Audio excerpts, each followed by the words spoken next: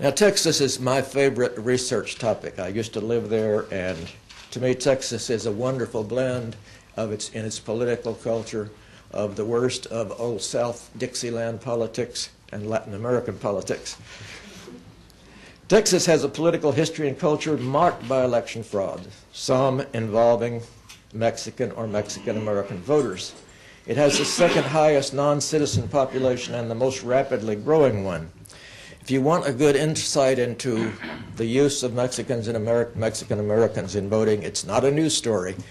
Go back to Robert Caro's series of books on the biography of Lyndon Johnson, where he discusses Lyndon Baines Johnson's first Senate victory in 1946, and how they even brought voters. The Democratic Party was ascendant in those days, and the primary was the determinative election. According to Caro, brought voters across the border to pack the ballot boxes in border counties. This report looked for evidence of over-registration data in 30 Texas counties, including 6 major metropolitan counties and 5 border counties, all with high percentages of non-citizen population. Texas has an unusually high population of ineligible felons. It seems to be the one state that takes the felon exclusion most seriously and seems to be most generous in counting felons. And as a result, its percentage of felons is about twice the national rate. So in this study, I did factor in the felons because they could have a distorting effect. Table 8, which you don't have, except if you have the handout, shows Texas State premier population center and immigration magnet. Harris County, Houston, in 2000 showed the largest amount of over-registration, almost 250,000. But 2 small border counties, Starr and Presidio, showed the state's, and as far as I know, the nation, and certainly in this survey, highest percentage of over-registration at 122% and 136.6%. respectively. California we turn to. That, of course, is America's immigration central. Its population is more than 15% non-citizen, which now approaches 6 million. The state presented in my research some fresh and different indicators of the extent of non-citizen registration. A 2007 survey by the Public Policy Institute of California concluded that 31% of the state's foreign-born population was registered to vote. Okay. 31% of the voting age adult foreign-born population in 2006 would be 2.8 million people. If there were full compliance with the voting laws, all of them should be naturalized citizens. But according to the Census and election data for 2004, only 61.2% of the naturalized population, about 2.5 million in California, are likely to be registered, suggesting the additional 300,000 registrants had to come from ineligible voters, from non-citizens.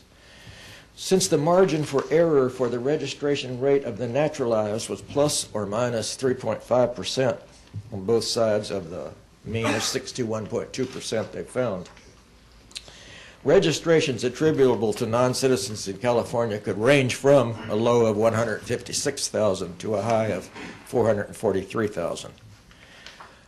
A novel and revealing source on California voter registration was released in 2007 by a think tank for the study of Los Angeles at Loyola Marymount University. Studies such as the Census Bureau's biannual post-election surveys of voting practices, other studies like a more recent release by the Pew Center find no cases of non-citizen voting. And the reason they find none is they simply don't ask the question.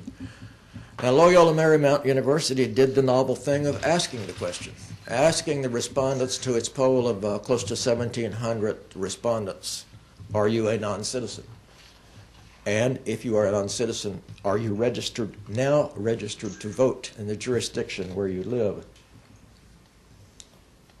A full 12% said that they were registered. Another 5% refused to answer or claimed not to know. Now over here you'll see a table there showing sort of distilling the Loyola Marymount findings. I note with great embarrassment that, and told him I thought I have showing as non-registered 86, when probably more properly be stated as 83. But the problem there was I just had a hard time making up my mind whether, and you tell me, those who refuse to answer the question should be included among those non-registered. Well, anyhow, 83% would probably be more correct and would add up to 100%. Pardon the error.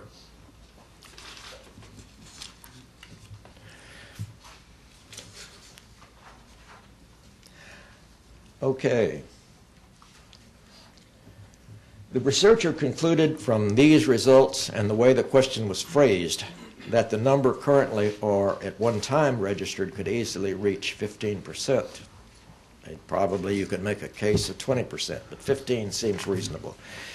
This report generalizes these two percentages of registrants to the national non-citizen population for all California, for all other states, and for the United States as a whole, to make a low and high estimate of registration and voting.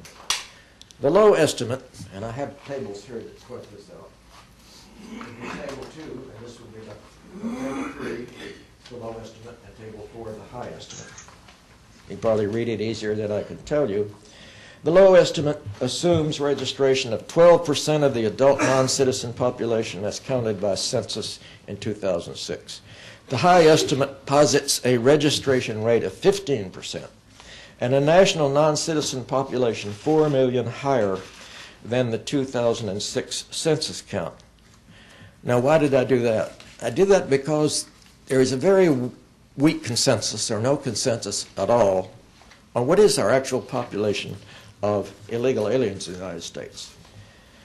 4 million would be the increase in the non-citizen population if there were 16 million illegal aliens rather than the currently estimated 12 million. 16 million is an estimate by one of my favorite sources, demographer Nancy Bolton, also used by former aide to Pete Wilson in California when he was governor, Philip Romero. 16 million is also the midpoint between the current weak consensus figure of 12 million illegal aliens and the 20 million upper end estimate asserted by Bear Stearns researchers before they went belly up and other research groups. There are a lot of groups around that say that 20 million should be the base, that it's 20 million or higher. As Tables 3 and 4 show, the estimated number of non-citizen voters would run from a low of 1.8 million to a high of 2.7 million in the country as a whole, with California having the highest number of any state and the high estimate of around 700,000. This effort to measure the registration rate in California congressional districts now drew me into a statistical problem, but a very revealing one.